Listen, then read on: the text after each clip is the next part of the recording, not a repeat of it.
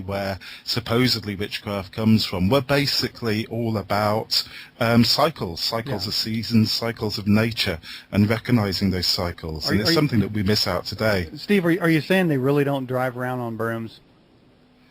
I've got a couple of brooms downstairs, and I've got some flying ointment, but unfortunately the bindings come undone, and they're just not working anymore. Vaxes, do you have Vaxes over there? Hoovers, that kind of thing? Yeah.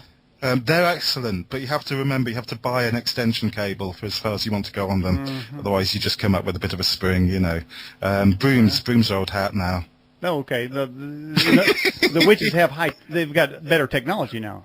We have, yeah, absolutely. They have. Wait a minute. Whoa. Now, that's the second time. You kind of slipped there, Steve. You said we.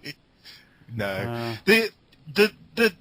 I guess it's one of those kind of things in reading, in experimenting, in experiencing stuff on a scientific level and combining the science and the esoteric. You end up coming across so many people who give themselves so many different names, and most of them don't know what that name is or what it means. And it confuses other people as well, because other people have a concept of what a name means and what it means to them. You know, you say to someone, "Oh, I'm a witch," and they'll say, "Oh, that means exactly like I said earlier on, you know, flying around on broomsticks and so forth." So I'm very wary of anyone who kind of gives themselves titles like that. Not that I have ever done that at all myself, ever, in any sense.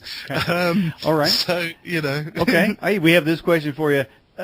And I'm not really sure if you answered the question of whether dragons exist, but if they did, and if you answered it, did they ever breathe fire?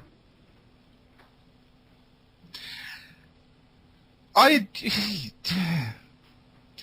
don't know. There's some research been going on quite recently, and I'm not going to be able to quote this at all. I'm sure they were looking into a number of issues with respect to, I guess, dinosaur kind of relatives that may well have had the power of flight and may well have a certain amount of gas in their stomachs, which may well have enabled them to kind of set fire to it. Right. I would expect a lot of explosions if that was the case. You know, you'd probably be finding bits of dragon rather than entire dragons. I think that was Terry Pratchett's kind of concept, and I quite like that. I think Terry's a good man on the art of dragons.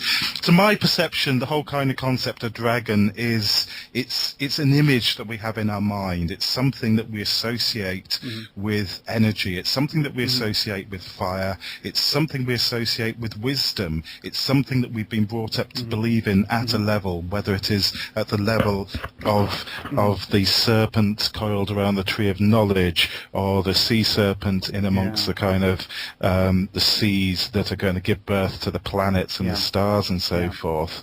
So consequently, I kind of, like I say, fire breathing, explosions. Sounds a bit messy, really, doesn't it?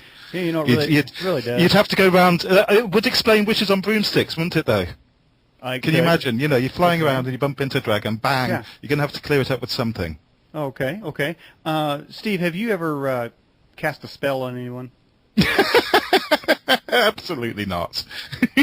What is magic? What is magic? Well, would you if you could? Hey, by the way, Andy Rafford, our UK host and technical director, has a stone outcropping near his cottage that they call, and he told me so many times, but it's called like the dragon. Oh, right. Yeah, so, I told you, we talked this morning, and I'll send you his link. I'm sure he'd like to show you, because he has pictures of that, but it's an outcropping that in the exact shape of a dragon. And I'm wondering, if you look at the shields specifically, and obviously you're in England in that, but it seems there are a lot of shields that have dragons on there. And, of course, China basically is the dragon. So in so many ancient lores, there appears to be dragons. Were they just putting some horns on dogs for like Halloween and making them look like dragons, or do you think they're just drawing what they saw? Are you kind of sounding really desperate for me to say yes, there were actually dragons? To be brutally honest with you, I haven't done research on that area. I can't say, I can't kind of go off. There was a zoologist guy that we interviewed, Richard, who was kind of convinced that they had existed in some form or another. But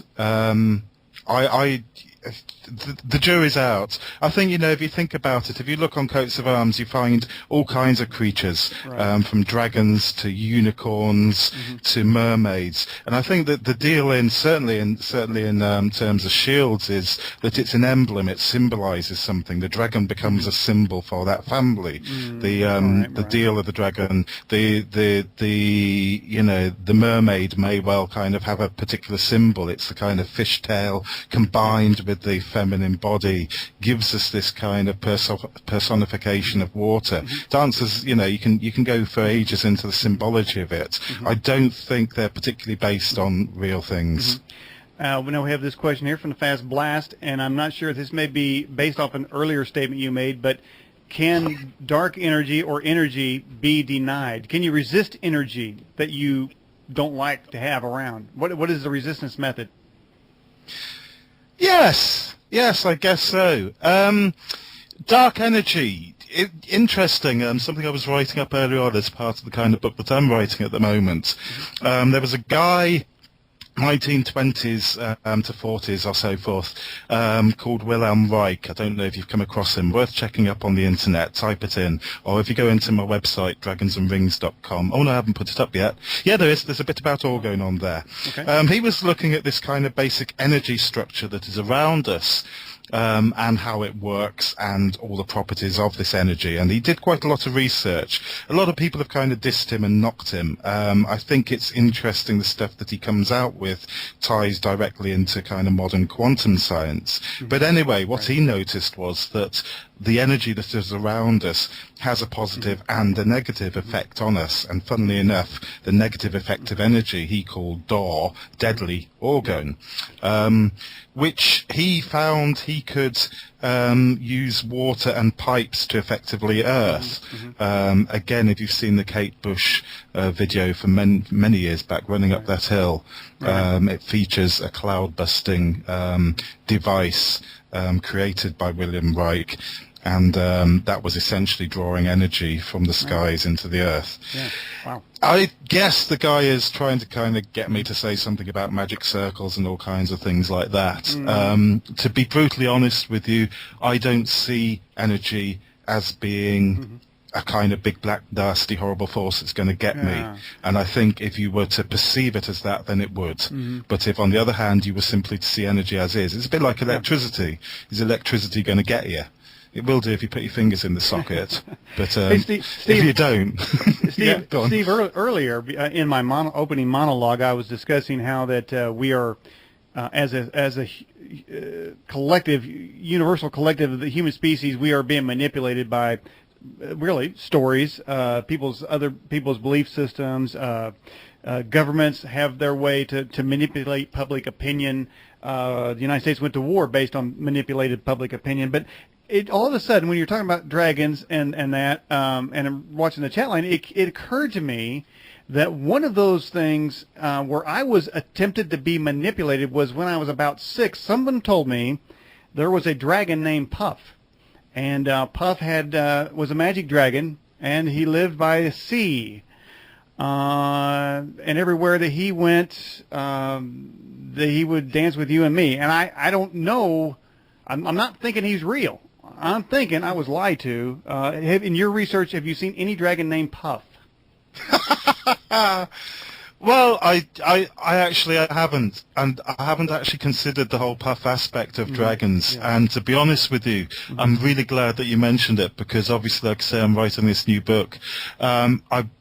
You've inspired me. I will add an extra chapter, and I will go and search for a magic dragon called Puff. Excellent. And it's nice that you've told me that he lives by the sea, because it means that I can limit my kind of place of looking for him. What else did you say he did? Excellent. Magic. Yes, yeah, magic. So so anything kind of